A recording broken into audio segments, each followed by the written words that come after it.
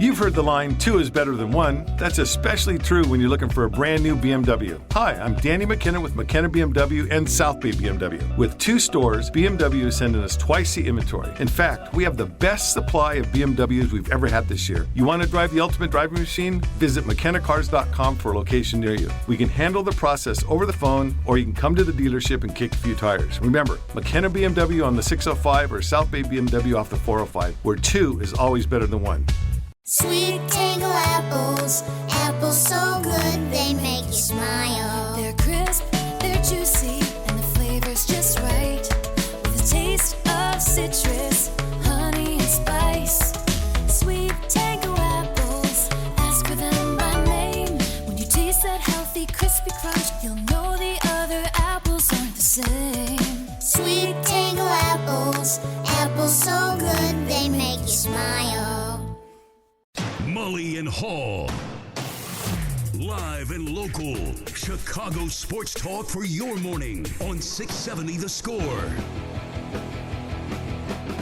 If anything, I really appreciate, the swiftness that the league office, made this decision. And so that gives us, time to do whatever you got to do. It gives both sides another chance at resting their bullpen, but we'll see the effects of it tomorrow. I just didn't relish the fact of from being so long in Chicago that you can have extremely long rain delays and hours of sitting around here waiting to play. So I think this was a good decision by the league. No, we just push Carlos back to tomorrow and must win so we can get to Game 5. That's exciting. So I think, I don't know what Houston's saying, but the game was so long and quick turnaround. I think this makes for better baseball tomorrow. But it didn't have anything to do with it. It has to do with the weather. So, but we'll pitch Rodon. Mully and Hall, Chicago Sports Radio 670 The Score. You heard Dusty Baker there on the decision to postpone Game 4 until today, and then you heard Tony La Russa announcing Carlos Rodon is going to be the starter, the Game 4 starter, which he was going to be yesterday, but now he'll be the Game 4 starter today. I think extra rest is a good idea, don't you think, after hearing that from Tony? Yeah. That's just his cadence. It's a good We've heard good that way all to year. spend Monday, right? though. It's like resting, recharging, getting revitalized before today. Today's going to be one of those moments at Guaranteed Rate. You just get a sense that Sunday night was special because night game, blackout, and the way they came back. That was one of those occasions that you're just going to remember regardless of what happens next.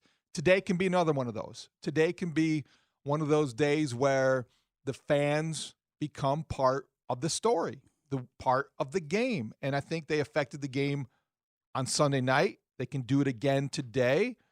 And it's a great matchup. And kind of, we talked about it at 5-5. I don't think the White Sox could afford the possibility of going into the offseason, losing to the Astros, and never having Carlos Rodon thrown a pitch in the series. I don't think you wanted to do that. That's why I think you factor that in today as well. You have to go down with everything you've got if you're going to go down at all. And I'm not conceding anything. The Sox can win this series. Look at the Red Sox. They won 3 in a row against the best team in the American League. The White Sox can win this series. And I believe, they believe, and I agree, Carlos Rodon on the mound today gives them the best chance to do that. Well, I don't know who else has laid claim to that job, right? I don't know who else has done so well that you say that's our number one guy, right? Unequivocally, and he needs to be on the bump. You could make an argument that Rodon's been as good as any starting pitcher they've had this year. Now, obviously, the sore arm and the shoulder, whatever the hell's wrong with him, they claim there's nothing structurally wrong. It's just kind of he's got like a certain dead arm to him, and we've noticed a really intense kind of drop in velocity. But the last time he pitched, and it was against the Reds, and they were missing a couple of players, he went out and he got through 3 innings without velocity, without really giving up anything, and he pitched pretty well.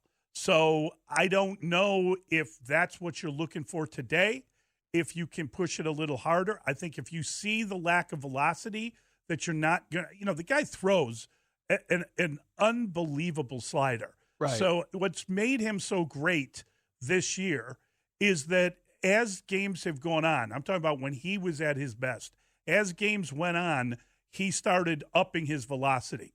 So he was effectively his own closer. He was a guy that could pitch and use his slider and throw a fastball but not rely upon it. And then as he got into later innings, all of a sudden he's throwing differently. He's throwing with more velocity, and he's mixing in the slider. And it was like he was a different pitcher. And that was the secret, in my opinion, to his success. Because as you go through the rotation, they see you, and then they're ready to go after you a little bit, right? That's what we've seen. Now, I think the fact that he's left-handed, the fact that they haven't seen him, and the fact that you're going to get everything out of him, I think you'll get your 3 innings if that's what you're after. But maybe you can get more. Hopefully maybe more. I hope his velocity more. is up, and I hope he can go through the rotation a couple times. I think that's the goal. It's got to be the goal. How much do you factor in? How much do you think they factored in the July 18th appearance at home in the same ballpark where he struck out 10 and he was very good over 7 innings? He gave up 1 hit. What you referenced about the velocity decline is probably what's influenced everything about today and everything about this series. But do you just dismiss the history that he has against the Astros because it came at a time where he was healthier? No, I don't dismiss it, but I think that the fact that that he's got soreness in his arm has prevented him from being able to do that. Mm-hmm. And I think that, we'll know right away where his velocity is at. If he's in the 94 range, then he's going to go for maybe 5 innings. But if he's in the 90 range, then they're going to get him out of there fairly quickly. Adrenaline is going to contribute some. Yeah. But it won't create this sort of artificial boost that, maybe for an inning, maybe for a few batters, but I just don't know if you're not capable of hitting 95 plus, then you're not capable of hitting 95 plus. I don't know how much adrenaline can change that. That will define how long he stays in. I'm just glad they're giving him a chance. I think that this is not just because I think you're worried about his feelings. I think you're looking forward to the way that his presence, that intangible, can help your team. Let me ask you, how crazy would you get with trying to load up on lefties today? Well, I think you've got to be as crazy as you possibly can. What are you suggesting? Because I think besides Gavin Sheets, he's got to be in the lineup against a right-hander, right? Yeah, okay. Lurie Legend. Yep. Let's extend that another day. Yep. Let him have another moment.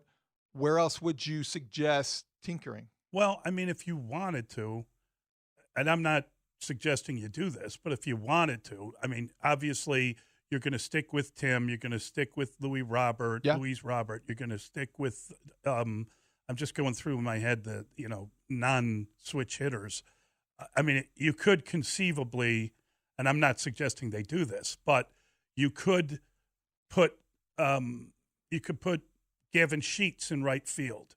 You could have Liuri, or you could have Cesar Hernandez. Well, I wondered that. If Hernandez plays second, Lurie's in right field, is Sheets your DH to load up on lefties like you're saying? Well, I mean, that's if you did it that way, yeah. But I'm saying you could go absolutely insane.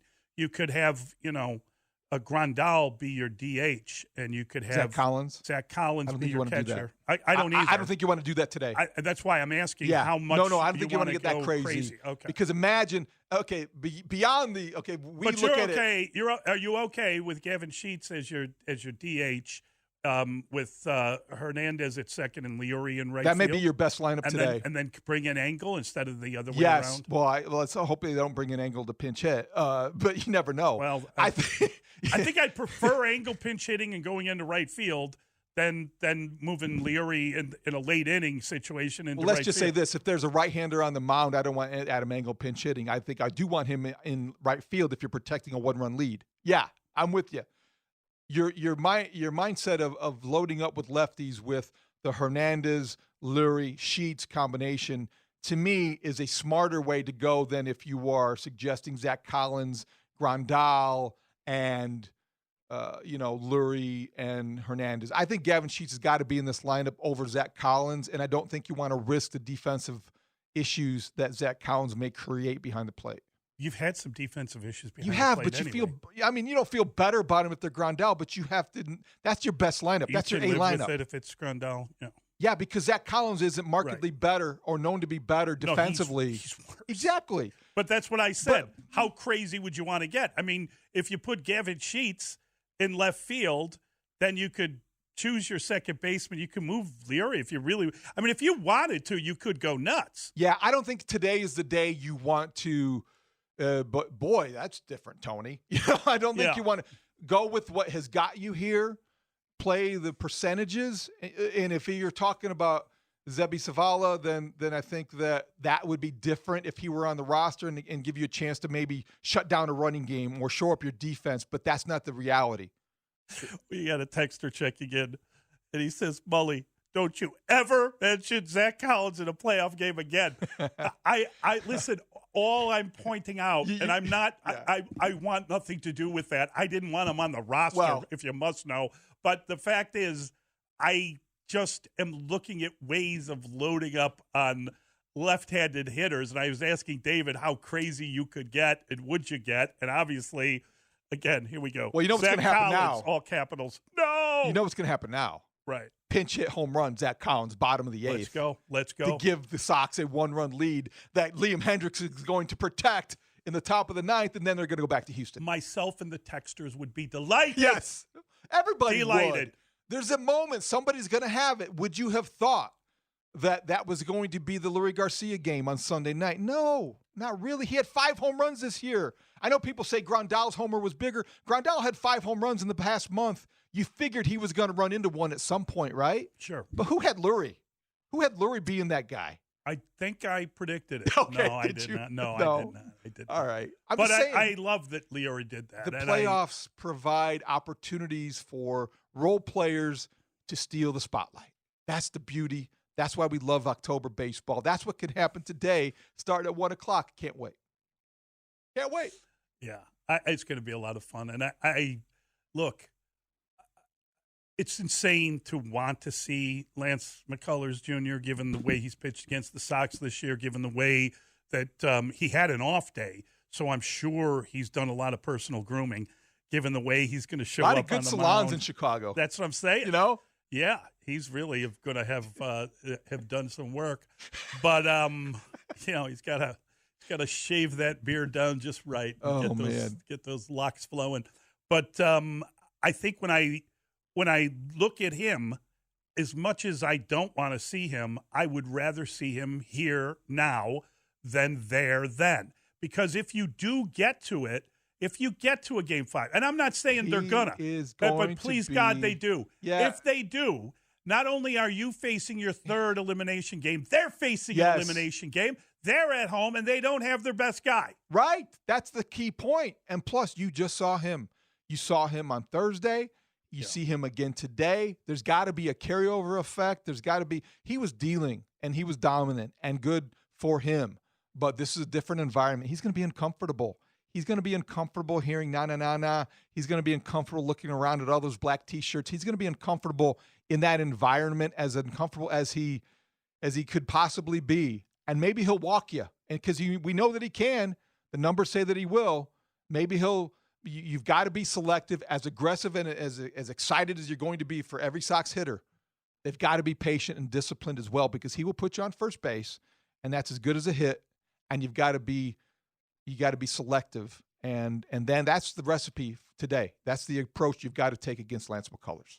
Yeah, and listen, I mean, this is a seriously good team that they're facing, but the Sox are really good at home. So just kind of embrace your identity. Be who you have been when you have been at home. And I think that it's not easy, but try to lay off that sinker or try to hit the hell out of it and not into the ground. It's an easier thing Be smart. said than done. Be restraint. Show restraint. Yep. And the Sox are the best team at home in the American League, according to the numbers. And they do it right. They don't have to worry. Oh, let's not go there. I don't want to wind you up again. Implying. Yeah, I don't want to. But I mean, you think about all the singles they've had in the juice box. They've been hitting the ball. Okay? They've been hitting the ball at home. So keep that up. Yep. Don't stop now, boys. Don't stop now, boys. All right, we got to get to the pick six. We're going to bring in our buddy Merck from Scott from Merck in MLB.com. 640. Yeah, Yep. And we're going to talk to him about this game. We'll ask him how crazy you get with left-handers and what would he do, what will Tony do. But the pick six is next. It's Mully and Haw on The Score. Grab an ice-cold can of Celsius and stay active and energized all day. Celsius is better for you energy, made with premium ingredients, 0 sugar, and 7 essential vitamins, with no high fructose corn syrup, no aspartame, no preservatives, and no artificial colors or flavors. Celsius is just the essential energy you need to keep you fueled and active all day. Celsius, essential energy. Live fit. Now find Celsius at Celsius.com or a retailer near you. Sweet tango apples, apples so good they make you smile. They're crisp, they're juicy, and the flavor's just right. With a taste of citrus, honey, and spice. Sweet tango apples, ask for them by name. When you taste that healthy, crispy crunch, you'll know the other apples aren't the same. Sweet tango apples, apples so good they make you smile. The all-new Timmins Subaru dealership is open, and they're celebrating by having a grand opening sale going on right now. It's extraordinary in size, and it needs to be. Timmins Subaru is one of the largest volume Subaru dealerships in the area. Plus, their service department is state-of-the-art, featuring 47 service bays to maintain the love. Come to Timmins Subaru's grand opening sale today. Timmins of Long Beach. TimminsSubaru.com. This is Sports Radio 670 The Score and 670thescore.com, Chicago Sports Station. It's Pick Six with Mully and Haw, where we debate the top 6 sports stories of the day and then open it up to you, the Chicago sports fan. Call us at 312-644-6767, or you can tweet your thoughts at Mully Haw. Pick Six with Mully and Haw starts now. Even if you agree John Gruden had no choice but to resign, how do you feel about somebody in the NFL offices clearly leaking those misogynistic and homophobic emails? Do you think that sends a shudder down the spines of other NFL coaches or execs whose emails the NFL also has access to from that period? Well, I mean, I hope it does. If you've been doing that kind of thing, then you should be worried. No question about it. And I hope, as I said earlier, that the league office is willing to expose everyone. That if they've got a 250,000 different emails, I would have to imagine that there's more than John Gruden out there. So, I mean, if there's an owner involved, if there's a general manager involved, if there's a guys on coaching staffs involved, I think they've got to be forthright about it. What I'm wondering is this an example? Is that the idea? Is this kind of, we're going to end this behavior, we're throwing this guy on the third rail, and then we're not going to worry about anyone else? I hope not. I hope we find out exactly what has gone on, and that the people that are responsible are exposed. And I'm not suggesting any kind of witch hunt, but I mean, you can't just pick one person randomly out of a group because he's got a big name, and then you're done with it. Not unless you're trying to raise awareness. And if this is part of a bigger mission or goal or objective, I understand it. It seems odd that it would be one guy. And let's not be naive. I don't think it is one guy. I think it's maybe indicative of a deeper, larger problem in the National Football League. When you look at these emails and how it relates to his allegations last week with DeMaurice Smith, you wonder if this is indicative of a league that is not open-minded to other people's kind of it's a very closed club, and that's a problem. So if there are more examples of this, and if it comes at the ownership level, these need to be exposed as well. My fear is that it's not going to be, because it could implicate some owners, and we'll never know what we don't know. pick six on a house call for Roquan Smith. Do you believe Justin Fields will be on the Bears' injury list on Wednesday with his hyperextended knee? Matt Nagy didn't include him on his unofficial injury mentions on Monday, but also didn't answer whether Fields needed further tests. Will his status be in the back of your mind until an official update? Well, it's going to be in the back of my mind no matter what, because this is a guy who put himself in harm's way the other day, and the knee, I didn't realize it was hyperextended. That word triggered me a little bit. Right. So the NFL report coming out after Matt Nagy spoke, it said he was in the clear. I was like, oh, hyperextended knee? How about his ribs? How do they feel? I think he'll be on the injury report, but I think he'll be a full participant. Yeah, I do think he'll be on the injury report for sure. You've got to report an injury like that. And if the kid said in the postgame he hyperextended his knee, then I think that everybody's going to want to know what the deal is.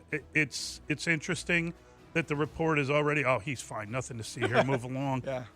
But I do think that it's going to be on my mind. I do think that I'm going to be concerned about it because I'm really looking forward to Justin Fields at home with Aaron Rodgers coming in.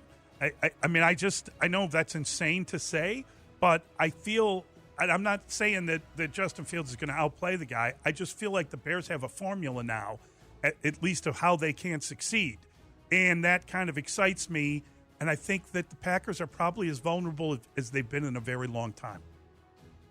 Scoreboard update. From the Northwestern Football Update Studio, I'm Dustin Rhodes. Here's what's happening. Carlos Rodon takes the ball this afternoon as the White Sox look to stay alive against the Astros. Game time 1:07. It's going to be over at 35th and Shields, and you can watch the game on Fox Sports 1. The Red Sox advanced to the ALCS. They took out the Rays 3-1. Monday it was 6-5. The Braves took out the Brewers yesterday 3-0.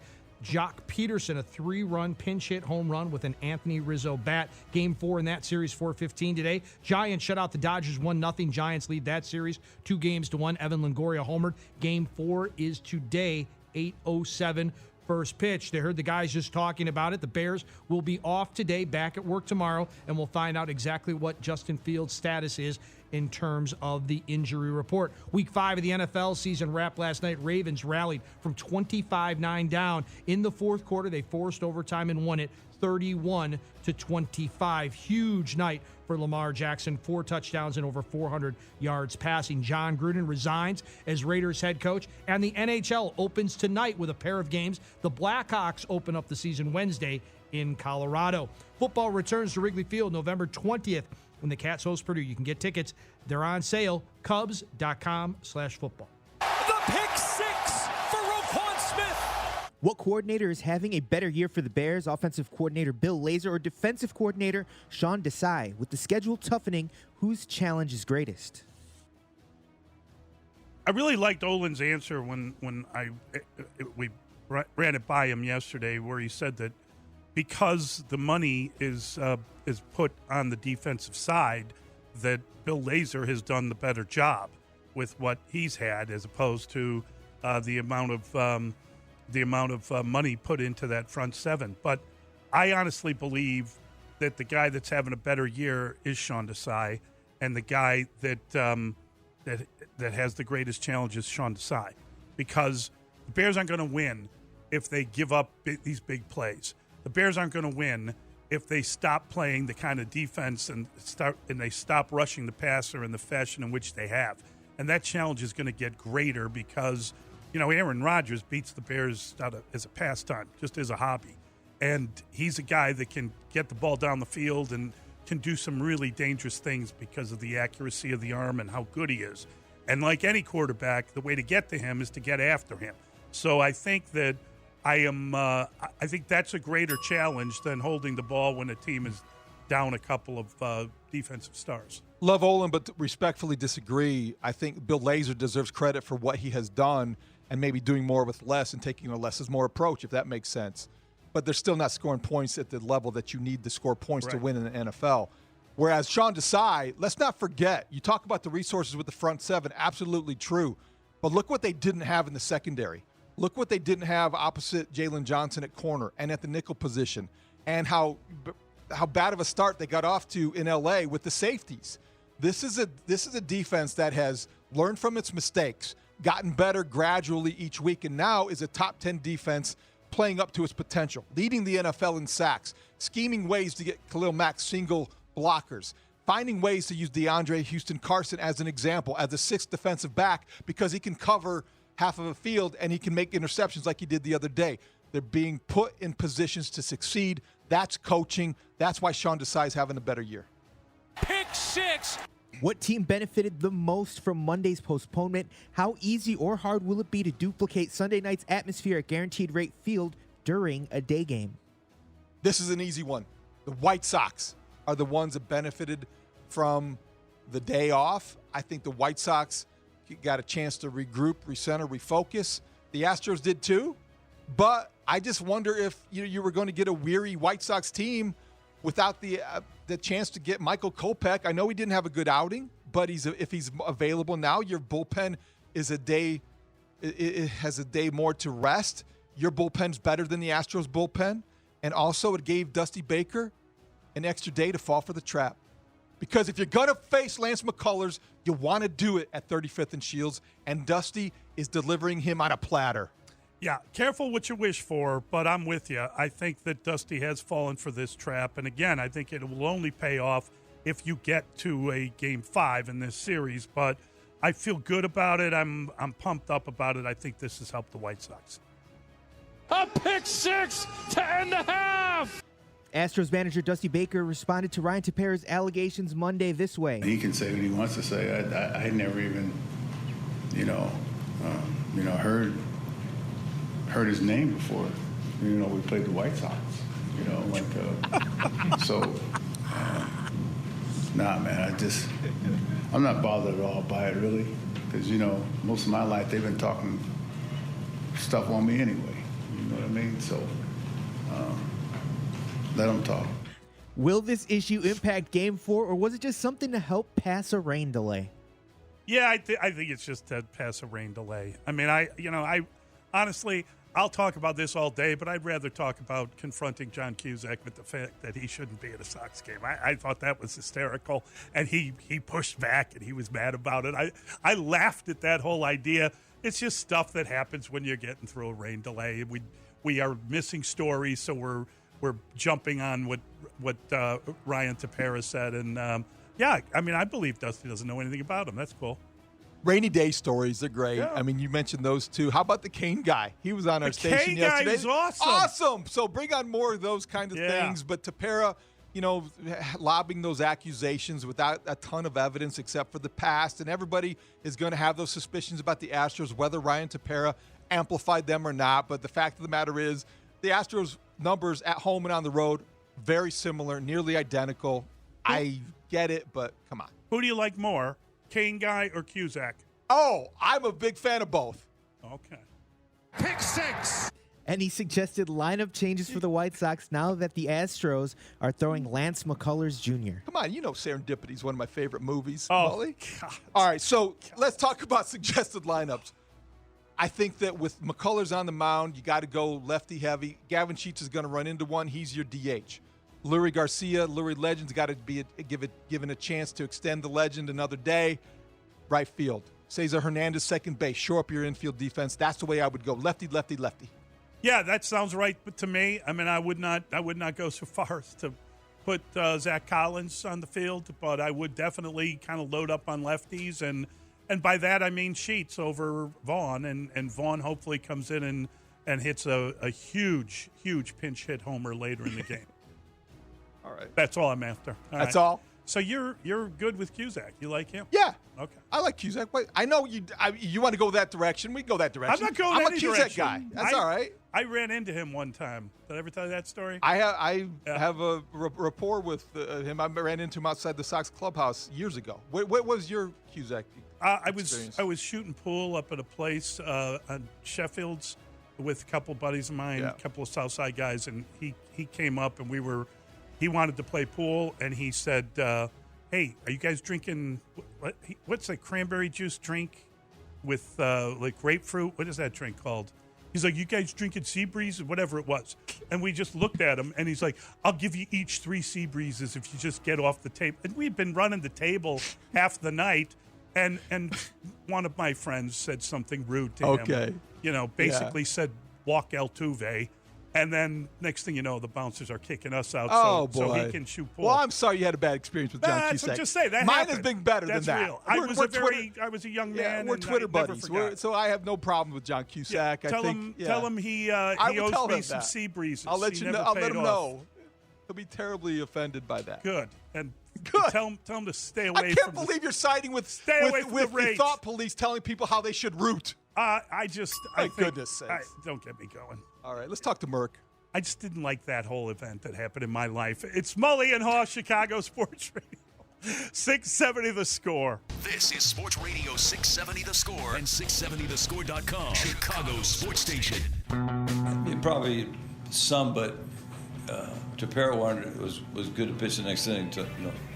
I think all those guys are available today, but common sense is a day of rest makes it not so risky. Mully and Haw, Chicago Sports Radio 670 The Score. That is the voice of Tony La Russa. He is the manager of the White Sox, and they have an opportunity this afternoon to tie up this particular series. Of course, they're facing another elimination game, and we are delighted to bring in Scott Merkin, White Sox reporter for MLB.com, also known as the Smart, alternatively the handsome Merkin. And he joins us now on the hotline presented by Circa Resort and Casino in Las Vegas, home of the world's largest sports book. Scott, good morning. How are you, bud? Good. How are you guys doing? A little nervous, a little fired up, a little kind of beside myself. I'm here, and yet I'm here next to me, too. Yeah, it should be an interesting day. There's no question about it. The script kind of flipped a little bit on Sunday night, although people have argued with me on Twitter that there is no such thing as momentum in sports and that momentum is, as the old saying goes, basically the next day's starter. So it'll be interesting to see how it all plays out in about, 7 or 8 hours here. Who do you think the extra day benefited most? Well, I think actually it probably helps the Sox only because the Sox, and this is nothing against anyone on the team for Houston or the other, but a lot of the Sox main guys, worked big innings in that game. Tapera threw 2 innings and Bummer threw, an inning and 2/3. And, the high leverage guys for Houston, which would be Graveman and Presley didn't pitch, and Stanek, I think, threw 1 inning. So, I think they get a little bit of a rest. And I just think it's, every day is its own kind of story in the playoffs. So I'm not even sure if they're connected because I remember talking to Liam Hendricks a few days before the playoffs started, and he said, if they need me every day, I'm ready to go. And I think that's pretty much, every player's attitude at this time of year. Yeah, I honestly feel like if you got to face Lance McCullers again and you got to beat him in the series in order to win it, I'd rather face him when you're at home than back in that in Minute Maid Park where he obviously is much more comfortable. Yeah, it's interesting. I looked this up yesterday because our great Houston writer Brian McTaggart had brought this up. And he does have a better ERA on the road. I think it's 2.75 versus 3.6. But, yeah, I think I understand what, a lot of Sox fans have come to me at that, that it's better to get McCullers today in Game 4 than in Game 5. And I think it's just the specter of if you would have won today with, McCullers not pitching, if it would have been Urquidy pitching, then you're even, you're going back to Houston, and then you still have that kind of, I don't know what it is. Yeah, the specter hangover that you're 0-6 this year at Minute Maid and you were 0-3 against McCullers. And I know it wouldn't bother the Sox because you got to, win the game one way or the other, no matter who's on the mound.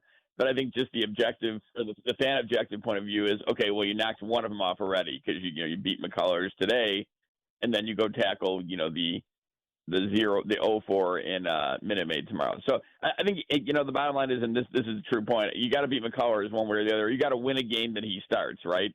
So, whether it be here or Minute Maid, in order to advance, you got to do it. And your chances are better here, even though his numbers are what they are on the road. I think, Mark, you feel like if you're the Sox in that atmosphere, you like your chances better here than at Minute Maid against McCullers in Game 5. Is Michael Kopech available today?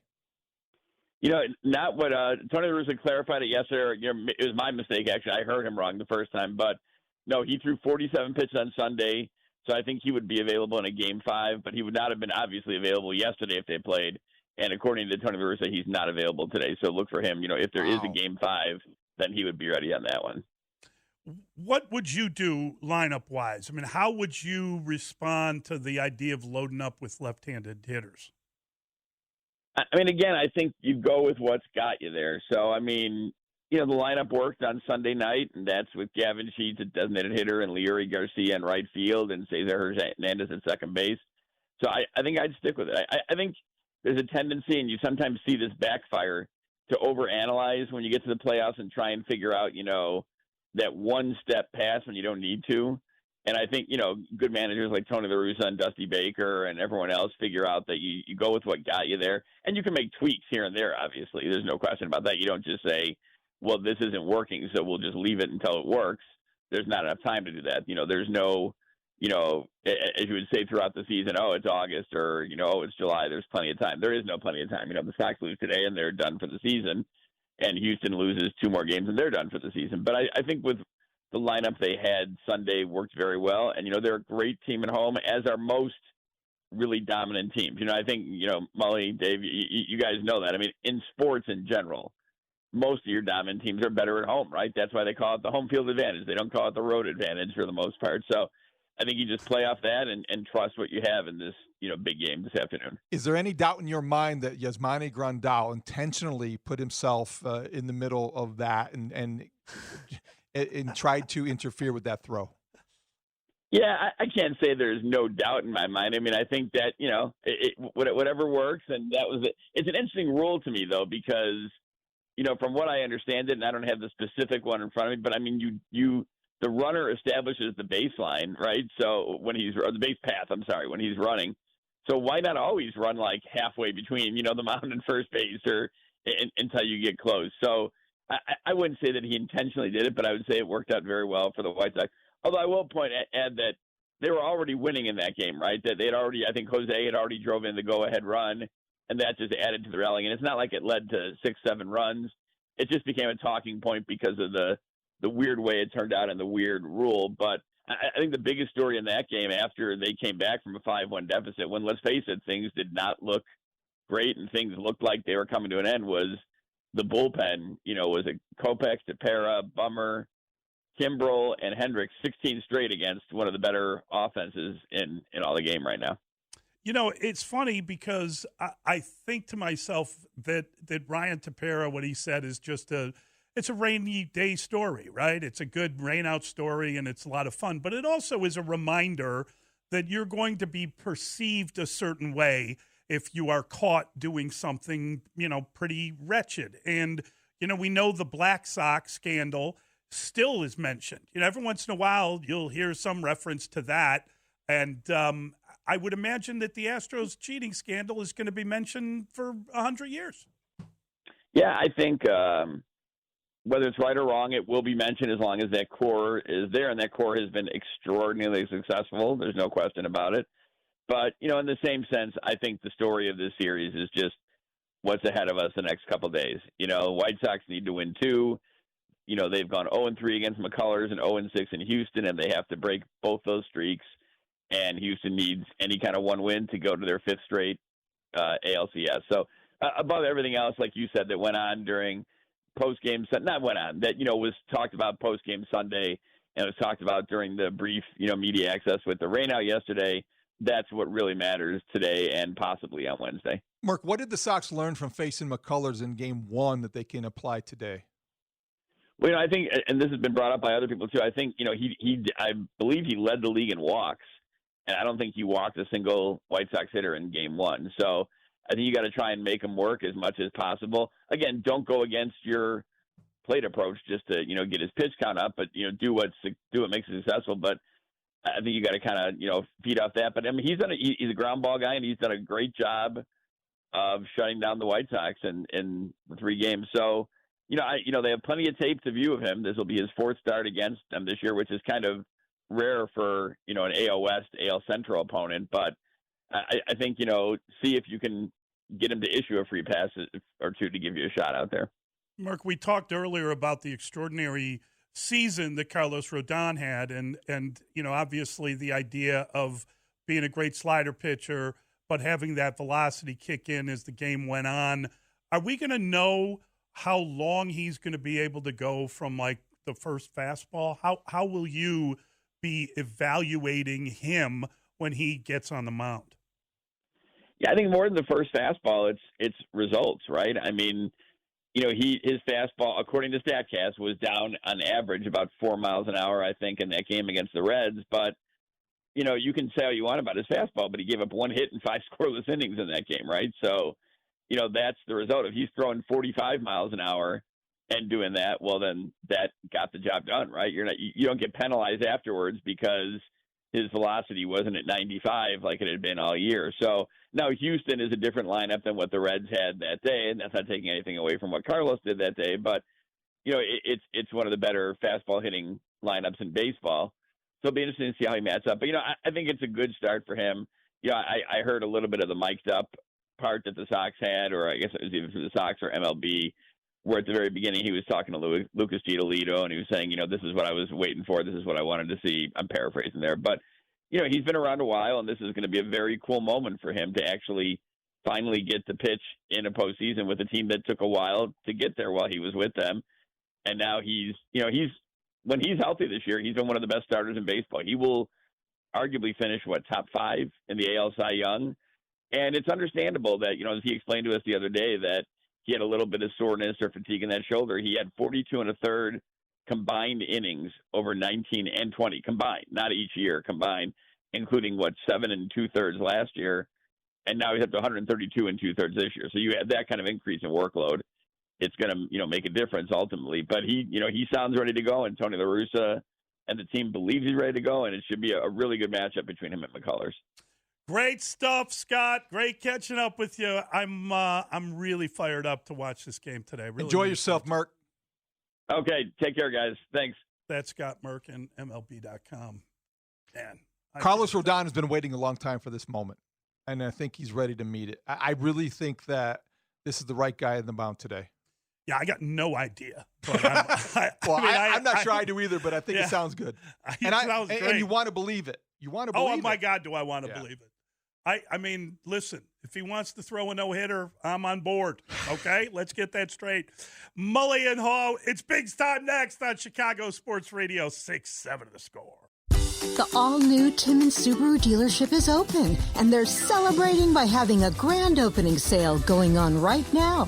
It's extraordinary in size, and it needs to be. Timmins Subaru is one of the largest volume Subaru dealerships in the area. Plus, their service department is state-of-the-art, featuring 47 service bays to maintain the love. Come to Timmins Subaru's grand opening sale today.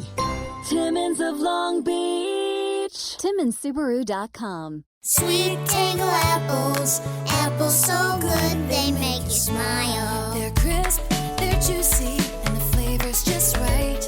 With a taste of citrus, honey, and spice. Sweet tango apples, ask for them by name. When you taste that healthy, crispy crunch, you'll know the other apples aren't the same. Sweet tango apples, apples so good they make you smile. Grab an ice-cold can of Celsius and stay active and energized all day. Celsius is better for you energy, made with premium ingredients, 0 sugar, and 7 essential vitamins, with no high fructose corn syrup, no aspartame, no preservatives, and no artificial colors or flavors. Celsius is just the essential energy you need to keep you fueled and active all day. Celsius, essential energy. Live fit. Now find Celsius at Celsius.com or a retailer near you.